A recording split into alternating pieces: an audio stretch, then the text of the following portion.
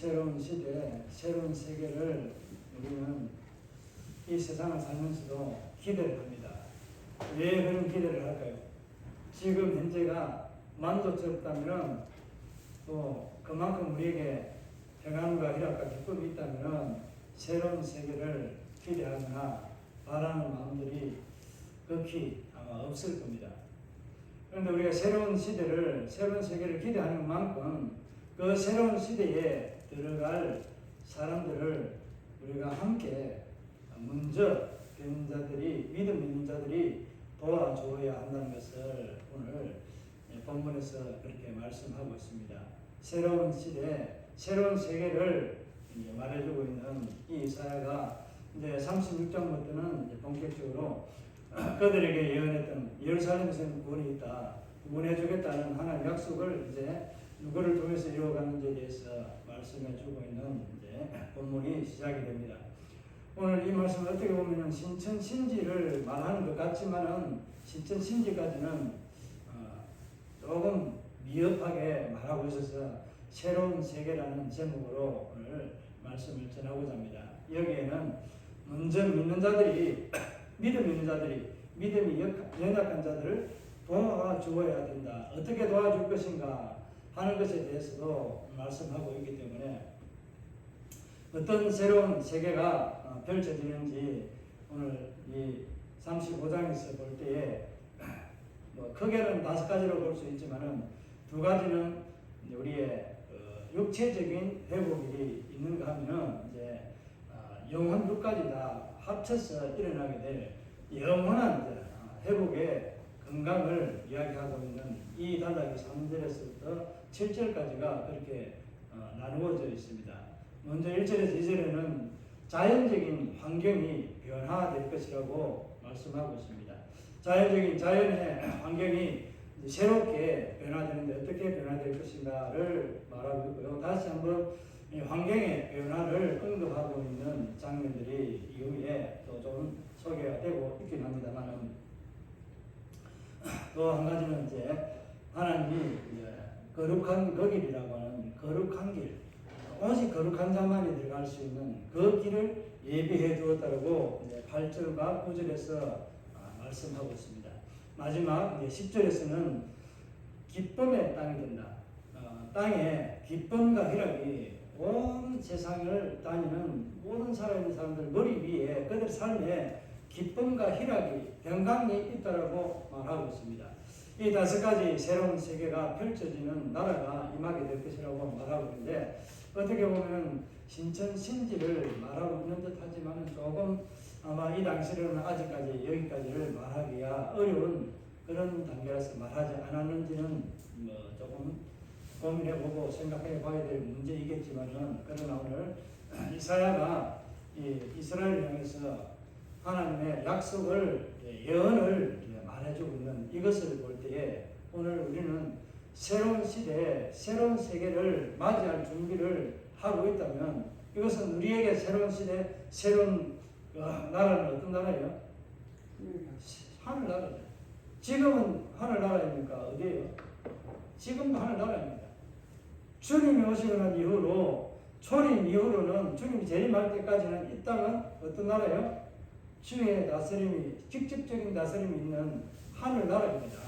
하늘나라를 이 땅에서 우리는 목도하고 경험하고 우리가 많이 누리며 살아가야 되는데 이 땅에 살아갈 때 우리가 하늘나라라는 것을, 하나님의 나라, 이것에 대해서 저 먼 미래에 있을, 우리가 죽고 난 이후에 주의 재림이 있고 있을 그 이후에 있을 그런 나라들만 생각했지 지금 현재 천국이라는 것을 우리가 많이 망각이라고 할까요? 좀 잊어버리고 살아가는 점이 참 많이 있다는 것을 보게 됩니다. 저 역시도 마찬가지입니다.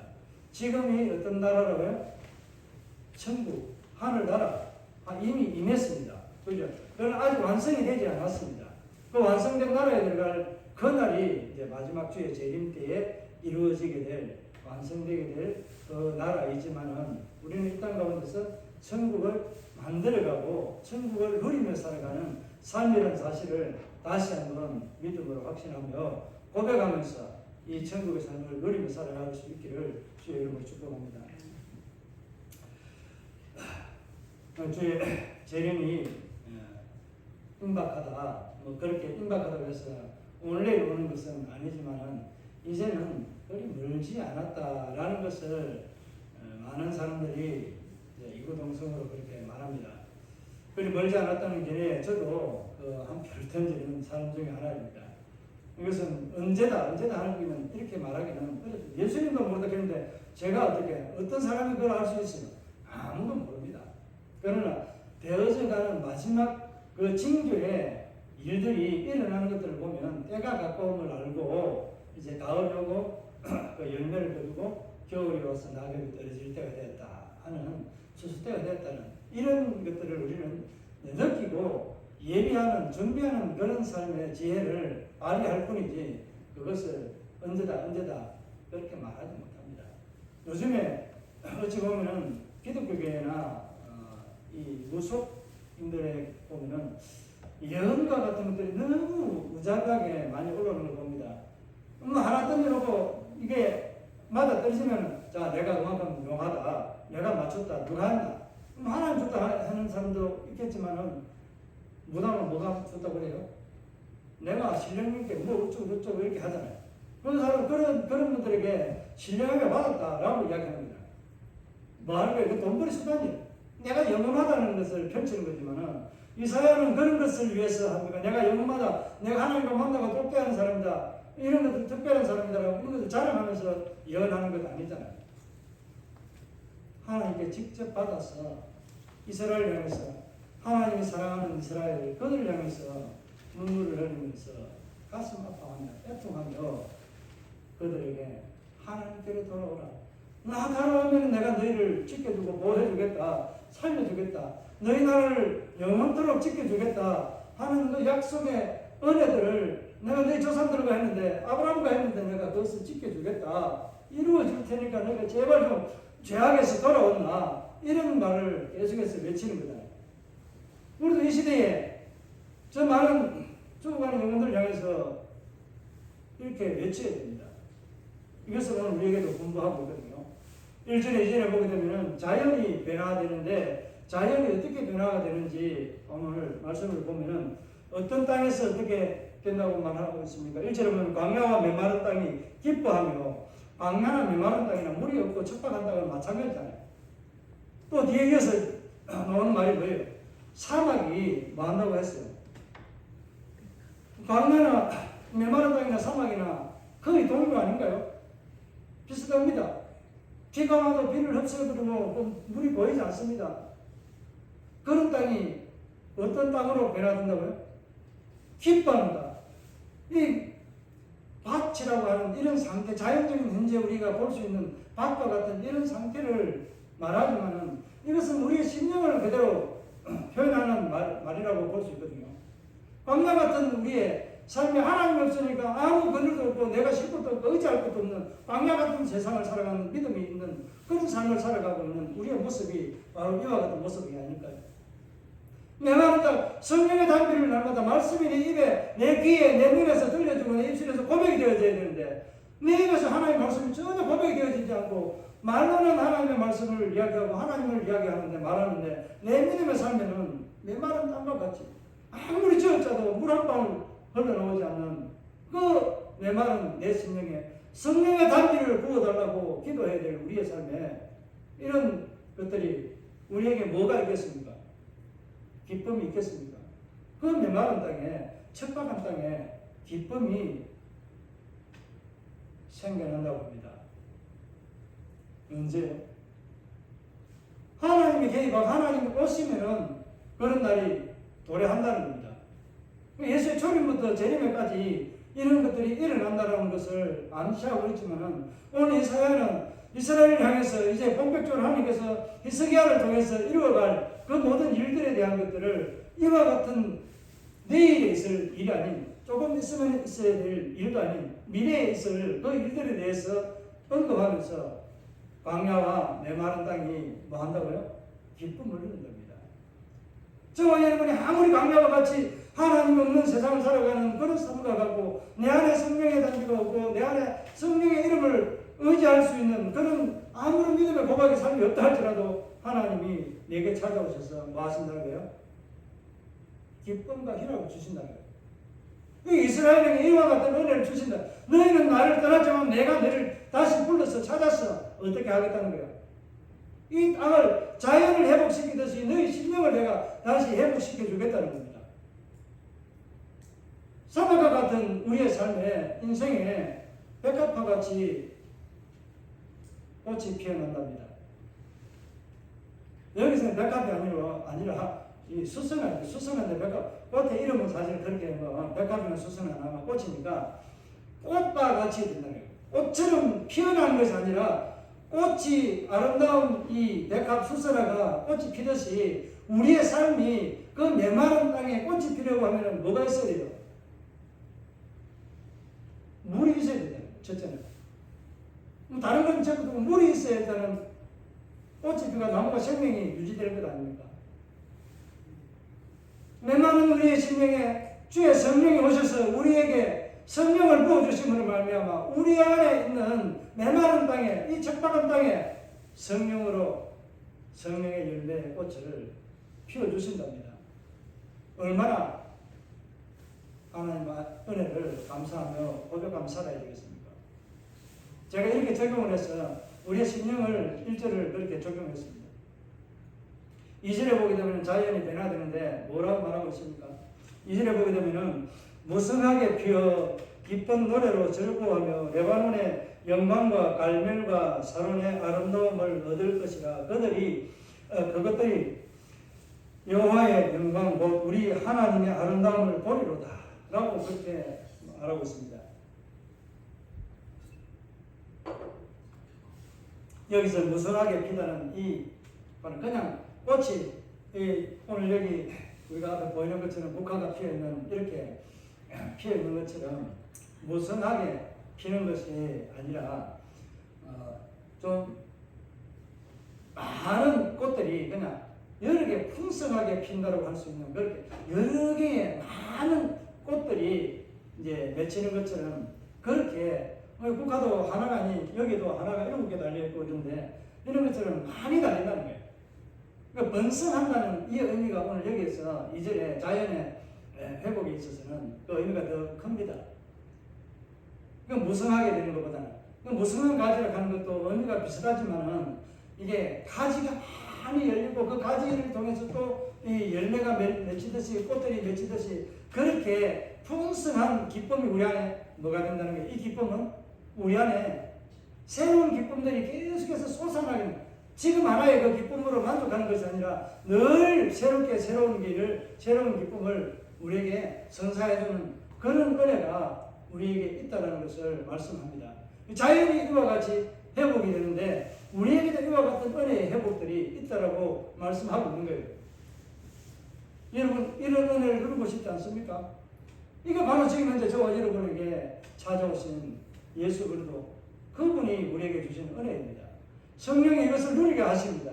마음껏 하나님께서 자연을 치유하시고 회복하듯이 우리의 죄된 인간을 하나님의 사랑으로 예수 그리스도의 그 죽음의 피, 그 육체로 우리를 갚고 사셨다는 겁니다. 이런 우리의 육체의 죄값을 치른 그 아들의 피값으로 생명으로 우리를 산 저와 여러분을 이 자연의 회복처럼 우리를 무성하게 활짝 피는 꽃처럼 이와 같이 아름다운 자연의 모습으로 회복시켜 주시겠다는 겁니다. 백합화 꽃이 되는 것이 아니라 꽃처럼 이와 같이 기쁨과 은혜가 우리에게 넘치도록 해주시는 것을 우리가 뭐 하는 거예요? 자연을 보게 된다는 겁니다. 자연을 보듯이 저와 여러분이 믿는 자들도 동일하게 똑같이 이와 같은 회복의 은혜를 보게 된다는 겁니다. 먼저 자연을 회복하게 하는 이것을 말씀한 것은 우리의 육체가 변화되는 것, 연약한 무릎 환경적으로 우리를 지배하고 억울하게 하는 고통 당하게 하는 모든 것들이 우리를 향해서 다가왔지만 이것들이 떠나가게 되고 우리를 도우는 천사들이 돌아와서 도운다. 이와 같은 모습으로 변한다. 그럼 우리 육체에 질병이 있던 것들이 예수의 이름으로 치유되고 회복되고 완전해지는 그런 건강의 회복이 있다면 우리는 무엇으로 자기는 알지만 다른 사람은 뭡니까 모릅니까? 모르잖아요. 이것을 동일하게 자연이 이와 같이 풍성하고 하나님 은혜를 새로 입은 것처럼, 입는 것처럼 저와 여러분도 이런 은혜를 입게 된다는 겁니다. 이 은혜를 언제 입는가라는 것을 말할 때 3절에 4절에 보게 되면 심판을 행할 때, 심판의 때에 하나님께서 이것을 우리에게 회복시켜 주신다고 말씀하고 있습니다.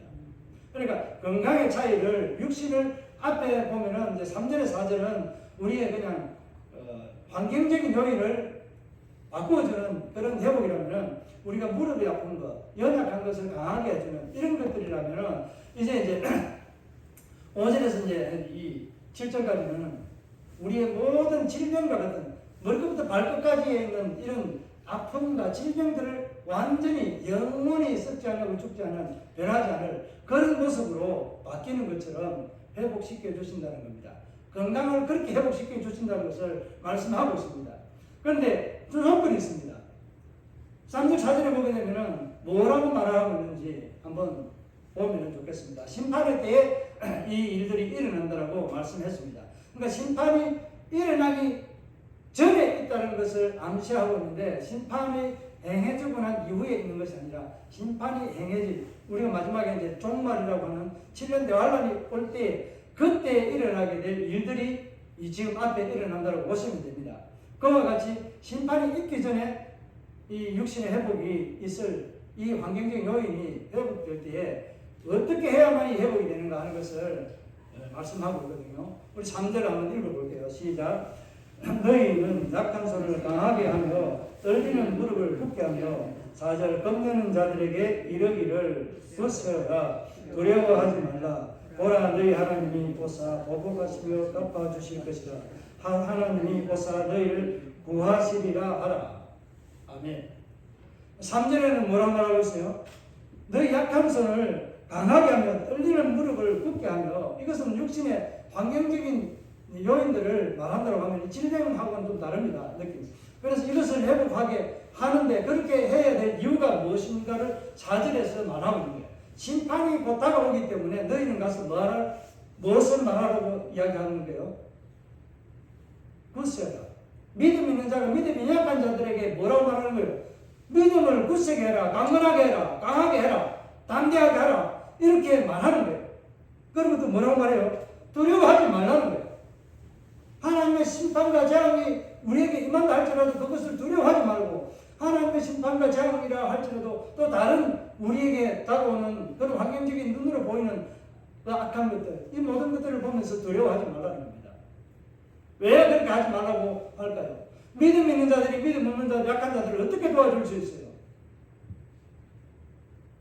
여러분과 어떻게 도와주겠습니까? 내가 만약에 믿음이 있다 치면은, 내가 믿음 있는 내 삶을 가지고 믿음이 연약한 자들을 어떻게 도와줄 수 있겠습니까?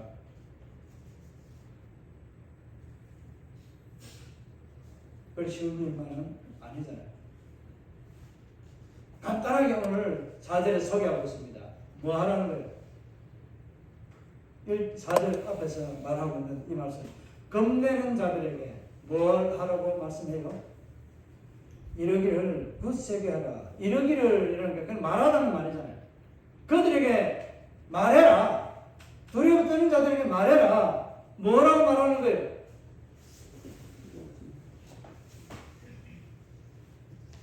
두려워하지 말고 하나님을 의지하라. 지금 한마디로 말하면 그거잖아요. 그렇게 하라는 말을 하는 거예요. 그 말을 전해줘야 되는 이유가 뭐다? 그 말을 하게 되면 믿음이 연약한 자가, 믿음 있는 자가 말했을 때 이 말을 듣는 연약한 자가 어떤 반응을 일으키겠다는 거예요?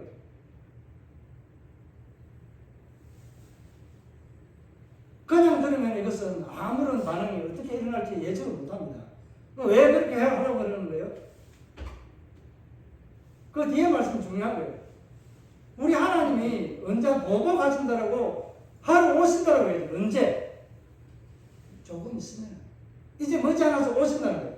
오시면은 너희들을 지켜주고 구원해주고, 너희들을 구원하고 건강 모든 이 질병들도 다 고쳐주고 새롭게 하지만은 악인들을 어떻게 하겠다?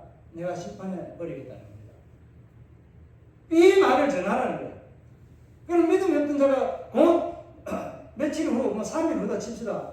날짜를 말하지 말고요. 그냥 3일로다 칩시다. 그러면 한 4날 뒤에 하나님께서 우리 삶에 개입해서 우리의 이 당하는 고통과 억압을 지켜주고 구원해 주실 것이다. 그러면 두려워 떨 이유가 있겠느냐. 이 한 3일만 잘 참고 하나님을 의지하고 믿음으로 잘 살아보자 라고 이야기할 때에 이들이 듣고 소망을 가지겠습니까? 안 가지겠습니까? 여러분 같으면 소망을 가지겠어요? 안 가지겠어요? 며칠 후면은 이제 잠깐 후면은 주님께서 오셔서 우리를 구원해 주시고 악인들 심판할 건데 그때까지 우리가 믿음으로 잘 견디며 하나님을 의지하면서 찬송하면서 이 시대에 우리가 한번 더 뜨겁게 하나님을 의지하고 살아보자. 두려워하지 않고 마음을 강하고 담대하게 한번 그렇게 한번 살아보자 라고 이야기할 때에 믿음 있는 자가 믿음 연약한 자들을 도와줄 때에 그들은 믿음 있는 자들과 함께 손잡고 일어서서 그 믿음으로 견딜 수 있지 않을까 그렇게 생각합니다. 그래서 이 모든 삶은 믿음 있는 자가 항상 내가 믿음 있네 하고 내가 장로네 법산에 내가 믿음이 열림이 있네 이렇게 자랑하는 것이 아니라 뭐 해야 되는 거예요? 겸손하게 믿음 연약한 자들을 위해서 도와야 되는 거예요. 그 믿음을 업신여기지 말고 그 믿음을 부끄러워하지 않도록 그가 강하고 담대한 믿음으로 기쁨을 누리며 살아갈 수 있도록 뭐 해야 되는 거예요? 도와주는 자가 되어야 되는 게 먼저 된 성도들의 모습입니다. 그렇게 믿음을 일으선 그들에게 하나님은 예비했던 길이 있습니다. 뭐라고 말씀하고 있어요? 8절 9절에서 예비된 길이 있다고 말씀합니다.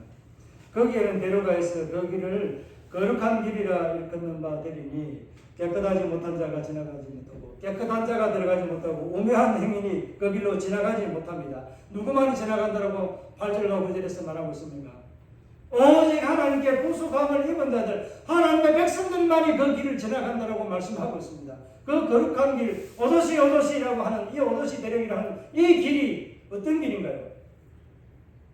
그냥 거룩하고 깨끗한 길이 아닙니다. 여기에는 히브리어로 헤라는 이 방향 지시를 가리키는 헤라라는 이 정관사가 붙어 있습니다. 그 거룩한 그 길, 준비된 그 길만이 가는 길인 거예요. 아름다운 거룩한 길이라는 겁니다. 다르게 말하면 준비된 그 길이 어느 길이에요? 거룩한 길이 어느 길이에요? 길이요 진리요 생명이신 예수 그리스도 그 길 외에는 아무도 하나님 아버지께로 갈 길이 있어요 없어요? 없습니다.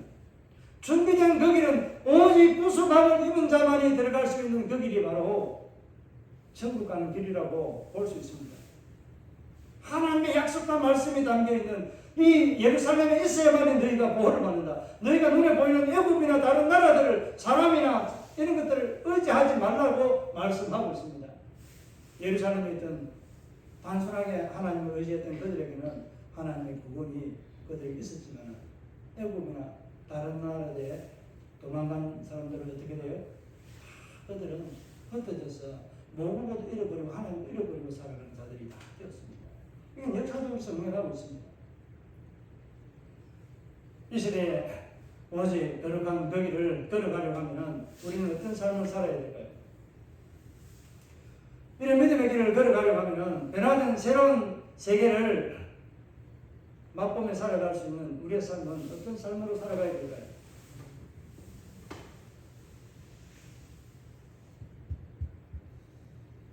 광야와 같은 명한다. 사막과 같은 우리의 심령을 옥토밭과 같은 하나님의 말씀으로 채우게 되고 성령의 담비로 우리를 적셔서 딱딱하고 깨어지지 않는 이 모든 것들을 성품들을 부드럽고 온유한 성품으로 우리의 심령을 갈아엎어서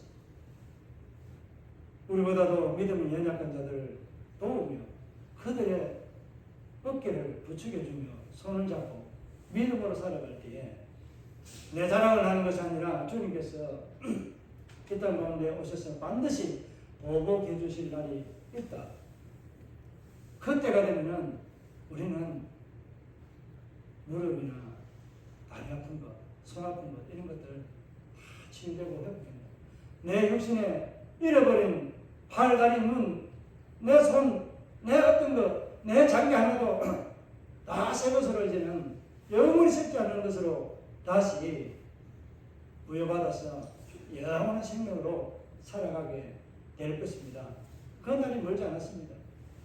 앞으로 오는 세대들을 향해서 이와 같은 삶을 내가 누리면서 또 그들에게 가르쳐줘야 될 그런 삶들이 바로 이런 삶들로 살아가는 자들에게 그 거룩한 길, 오직 택함을 입은 자들의 삶은 이와 같은 삶을 사는 것이라는 것을 말씀하고 있지 않습니까?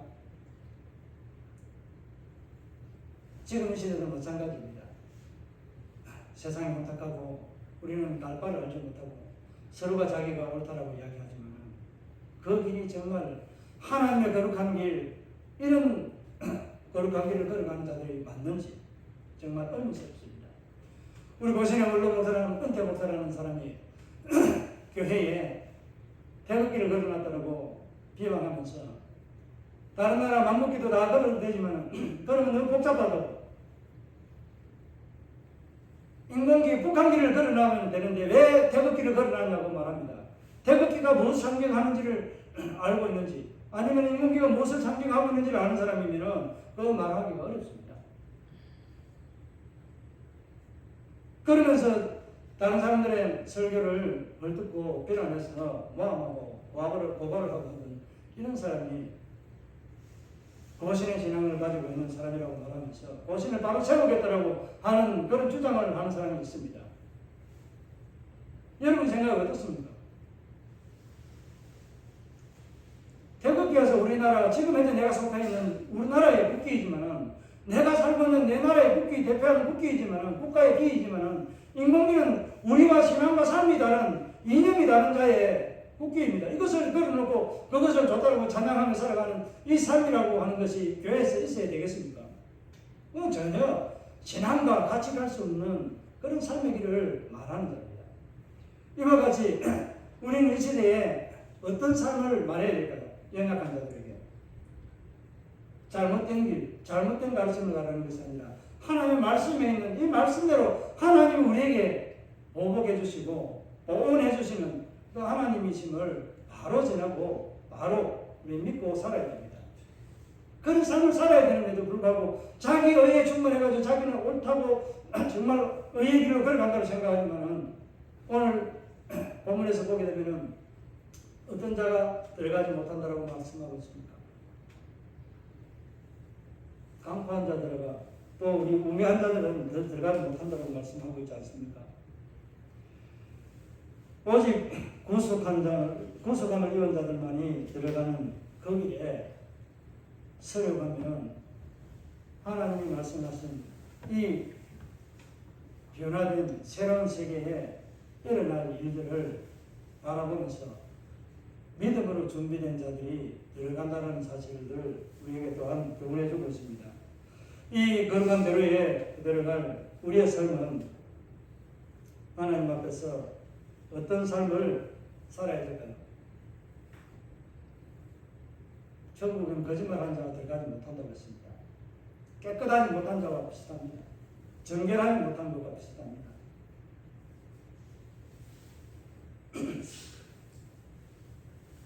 그러나 그 길을 걸어가는 자, 그 길에 들어가는 자들은 어떤 은혜를 준다고 10절에 보게 되면 그들의 머리 위에는 뭐가 있어요?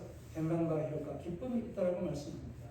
그것이 바로 이 땅에서 우리가 누려야 될 삶이기도 하지만은 천국에서 누리게 되는 영원한 삶의 은혜 아닙니까? 이런 은혜를 누리기 위해서는 우리는 깨끗한 자가 되어야 됩니다. 정결한 자가 되어야 됩니다.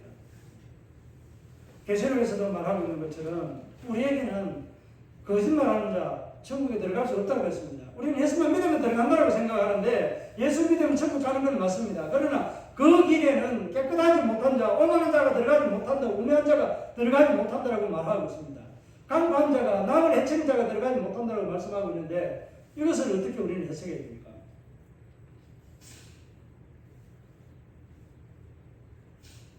이것은 내가 판단하는 것이 아니라 오직 우리 주 예수 그리스도 그분의 믿음의 기준에 있습니다. 그분의 기준의 말씀대로 살았는지 안 살았는지, 네가 믿음으로 산다라고 말하면서 그 믿음으로 살아왔던 그 삶의 열매는 전혀 다르게 나타나고 있는 그런 삶을 살았다면 그 삶에는 기쁨이 가식적인 기쁨이었고 어떤 기쁨이었을까요? 거짓으로 포장된 그런 삶이다. 믿음은 입술로 외쳤지만 그의 삶은 거짓으로 포장된 깨끗하지 못한 자의 삶을 살았다고 말하고 있는 것과 같습니다. 천국의 특징은 어떤 것들이 있습니까? 천국의 특징 뭐 다른 거 말하지 않아도 뭐가 있어요? 첫째는 뭐가 있어요? 평강이 있잖아요. 기쁨이 있잖아요. 영원함이 있잖아요. 다른 거 말 안 해도 의와 평강과 희락이 우리에게 있는 이런 삶들, 이런 삶이 바로 우리에게 천국 아닙니까? 이런 삶이 이 땅 가운데 우리에게 주어져 있습니다. 이것을 누리지 못합니다. 그러나 완전한 천국에서는 이 모든 것을 온전히 누리게 됩니다. 로마서 14장 17절에서는 그 천국을 뭐라고 말하고 있어요? 하나님 나라는 먹는 것과 마시는 것이 아니고 오직 어떤 나라라고 말씀하고 있어요? 오직 성령 안에서 의와 평강과 희락이라고 말씀합니다. 이것이 바로 천국의 특징입니다. 이런 나라에 들어가는 사람이 바로 그 거룩한 길에 들어가는 자입니다. 그 거룩한 길에 들어간 자들의 삶이 10절에서 말씀하고 있는 그 삶, 그 머리 위에는 뭐가 있다고? 의와 평강과 희락이 있는 이런 삶이 나타난다고 말씀합니다. 언제부터 언제까지요? 천국에 들어간 그날부터 영원토록 뭐라고 말씀하십니까? 오늘 10절 마지막 한번 읽어드리겠습니다. 여호와의 성령을 받은 자들이 돌아오되 노래하며 시온에 이르러 그들의 머리 위에 영원한 희락을 띠고 기쁨과 즐거움을 얻으리니 슬픔과 단식이 사라지리로다. 우리에게 이와 같은 말씀의 은혜가 여러분의 삶과 가정과 자녀들에게 나타나기를 주의 이름으로 축복합니다. 계시록 21장에서도 말씀하고 있는 것은 뭐예요? 이 천국에 대해서 말씀하고 있는데 새 하늘과 새 땅을 보니 어떤 땅이 되었다는 거예요? 새 하늘과 새 땅이 어디에서 내려오는 거예요? 하나님의 보좌로 하나님께로부터 내려오게 됩니다. 이 땅은 에덴 동산이라고 할 수 있는 최초의 아름다운 그 천국과 같은 모형적인 그 성전이 있었던 그 에덴 동산은 누구로부터 왔습니까? 그것도 하나님으로부터 만들어진 겁니다. 하나님으로부터 주어진 것입니다. 마지막 새 하늘과 새 땅은 어디서부터 주어져요? 우리 하나님께로부터 주어집니다. 저와 여러분은 하나님께로 주어지는 이 새 하늘과 새 땅에 들어갈 준비가 되어야 하지 않겠습니까? 이 준비는 믿음으로 가능합니다. 천국에는 우리의 모든 눈물과 애통하는 것들이, 고통하는 것들이 사라지고요. 우리의 모든 것들이 변합니다. 어떻게 변할까요? 거룩하고 아름다운 것으로, 영원히 썩지 않을 것으로 변하는 그런 아름다운 나라가 천국입니다. 영원한 생명을 누리면서 예수님과 함께 사랑하는 모든 친구들과 함께 형제들이 함께 찬송하며 지나가는 이 아름다운 거리, 이 황금길, 수등과 같이 맑은 그 유리바다와 같은 그 길, 그 아름다운 가시를 맺는 그런 가시들을 천천히 따먹으면서 하나님 찬송하며 살아가는 그런 즐거움을 기대하면서 우리는 살아가야 하지 않겠습니까?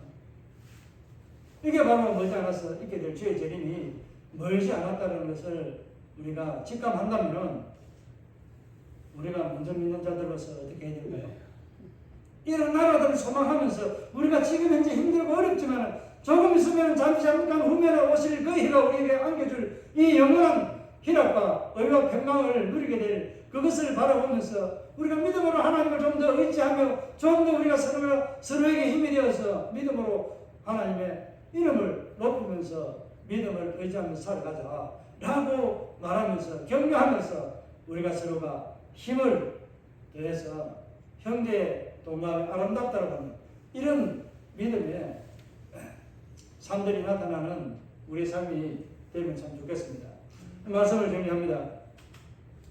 오늘 이 35장에서는 쉽게 보면 우리에게 변화를 새롭게 모든 것을 회복시켜준다는 은혜의 말씀들을 우리에게 말씀해 주고 있습니다. 어떤 회복이 있을 것인가? 우리의 주변 환경부터 모든 것을 하나님께서 회복시켜 주시는 놀라운 은혜가 우리에게 임한다라고 말씀하고 있습니다. 여기는 우리가 잃어버렸던 모든 부와 명예 이런 것들 다 있습니다. 모든 것들이 잃어버린 것들이 다시 예수 이름으로 저와 여러분의 가정과 삶에 회복되는 놀라운 은혜가 있기를 주의 이름으로 축복합니다. 그리고 우리에게는 우리를 방해하고 억압할 수 있는 환경적인 요인들, 우리의 육체적인 연약한 질병들을 예수의 이름으로 회복시켜 주신다고 말씀하고 있습니다.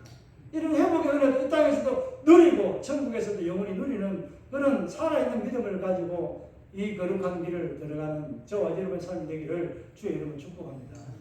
그 거룩한 길에 깨끗한 자, 오만하지 않는 자, 정직한 자, 거짓말하지 않는 자, 이런 삶으로 믿음의 연약한 자들을 도우면서 함께 살아가는 그 삶에 머리에 희락을 띠고 살아가는 기쁨이 있는 삶으로 살아간다라고 하는 이 말씀처럼 오늘 저와 여러분도 항상 기뻐하며 쉬지 말고 기도하는 삶으로 우리가 하나님의 이름을, 하나님의 영광을 더 높이면서 살아가는 그런 새로운 새 시대를 맞이하며 기도하며 살아가는 저와 여러분의 삶이 되기를 주의 이름으로 축복합니다.